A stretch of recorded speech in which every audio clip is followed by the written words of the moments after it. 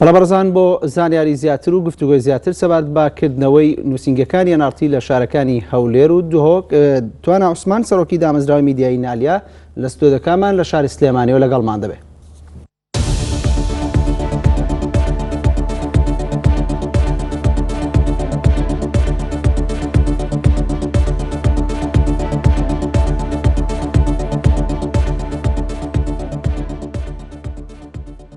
باڵەکاکتوان ئەم کاتت باش بڕیاریکردنەوەی نووسینگەکانی نارتی لە هەولێر و دۆک چی دەگەێنێت بۆ دامەزراوەی میدیایی نالیا؟ لە ڕاستیە سەرەتا پیرۆزبایی لە بینەرانی نارتی یەکەم بە تایبەت لە شاری دۆک و لە شاری هەولێر بە بۆنەوەی کە جارێککە گەڕاینەوە بۆ هەردوو ئەو شارە بۆ کارکردنیی زیاتر لە نزیکەوە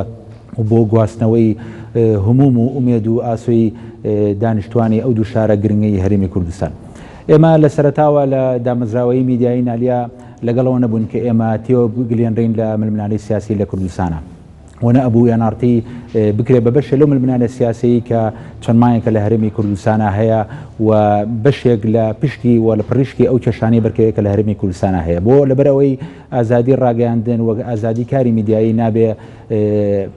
بکرێ بە بەشێ لە کێبڕکی سیاسی و ململانەکردن لە هیچ شوێنێکی دنیاە بە تایبەتی لە هەرمی کوردستان کە ئێمە پێویستیکی زۆرمان بە میدیای بێلایەن و سربەخۆ هەیە لە واقعەکە کە دەوڵەمەندی لە میدیای لایەنگیر و میدیای ئاراستەکراوە بۆیە بینەری ئێمە و ڕای گشتی ئێمە پێویستی بە چاوێکی هاوسەنگ و بێلایەنێکی زیاتر هەیە لە گواستنەوە و نەقلکردنی دنیاە بووی. لە ڕاستیە داخستنی کەناڵی NRT با بڵێن نووسینگەکانی NRT لە هەولێر و دهۆک جۆرە پاڵپەیوەنانێکی ئێمە بوو بۆ دوورکەوتنەوە لە میهەنیەت و لە هەمان کاتە ئەگەرێ بوو بۆی کە NRT بکەوێتە بەردەم تەشەنوجی ئیعلامیەوە و بە ئاراسەیەکە کار بکە کە دوور بێت لە ئەو بنەما ڕۆژنامە نووسیانەی کە بڕوای پێێتی بەوەی کە لە دنیای هەروە بووە وەختێ میدیا دوورەخێتەوە لە واقعیکی ڕۆژنامە نووسی کە کاری تیا بکە ئەوەندەی ناچارێکی کە بە ئاراسی حساسیت و تەشەنوج بڕوە ئەوەندە ناچاری ناکەی لە مەهەنیەت نزیکتر بێتەوە بۆیە ئێمە لە بدایەتەوە لەو مەترسیە ترساین و لە ناو مؤسسەیە نارتیا هەوڵێکی زۆرماننا لەگەڵ ستافەکەمانە کە ئێمە نەکەوینە حاڵەتی ڕەتفعل و ئەوانەوە و خۆشبەختانە توانیمان تا ڕادەیەکی زۆر لەسەر ئاراسی مهنێتی خۆمان بمێنینەوە و ئێستاشی پێوە بێ ئێمە NRT دووپاتێکینەوە کە ئێمە نامانێ بین بە بەشێ لە هیچ ململانەیەکی سیاسی ویشکردنی ئێمە لەگەڵ ڕای گشتیایە و هیچ ئەجندەیەکی سیاسی نییە کەناڵەکە تەنها بەجێهێنانی ئەو ئەرکە میهەنیانە نەبێت کە کەناڵەکەی بۆ دروست بووە. بەڵێ کاکتوانە داخستنی نووسینگەکانی NRT لە شاری هەولێر و دۆک لە ماوەی 59 ڕۆژی ڕابردووەکردنەوەی لە ئێستادا ینی چه ئاماژەیەک هەڵەگرێت؟ لە ڕاستیە داخستنی نووسینگەکانی NRT لە هەولێر و دهۆک سەرەتای ئەو تەشەنوجە سیاسیە بوو کە هەرێمی کوردستانی گرتەوە و ئێمە پێمان وایە کردنەوەی نووسینگەکانی NRT لە ئێستاە یاخود هیوادارین ئەمکردنەوەیە بێ بە سەرەتایی کۆتایی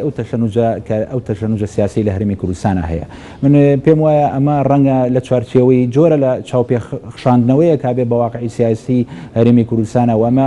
بەشێکی ئەوەندەی ئومێدە ئەوەندە ئاماژەیەکی با بڵێن تەحلیلی نییە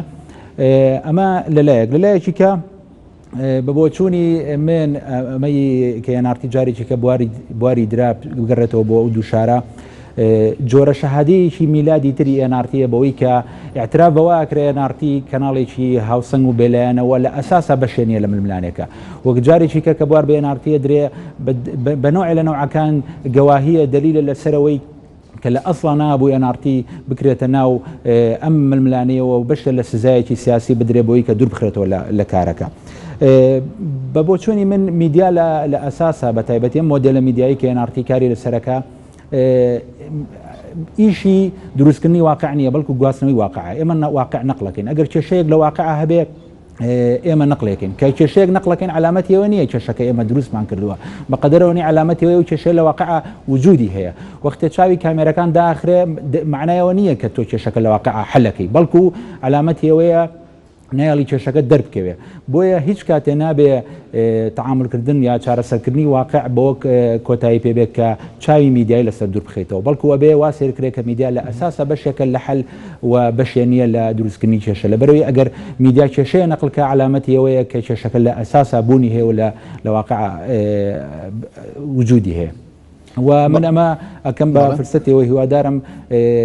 برادرانمان لە هاوڕێیانمان لە کەناڵی ئەنارتی و لە هەموو دام و دەستگاکانی هەرێمی کوردستانە ئەمە بکەن بە مناسبەیەکی تر بۆ میهنیەتێکی زیاتر هاوسنگیەکی زیاتر بێلایەنبوونێکی زیاتر بۆی بتوانین میدیایەک دروستکەین کە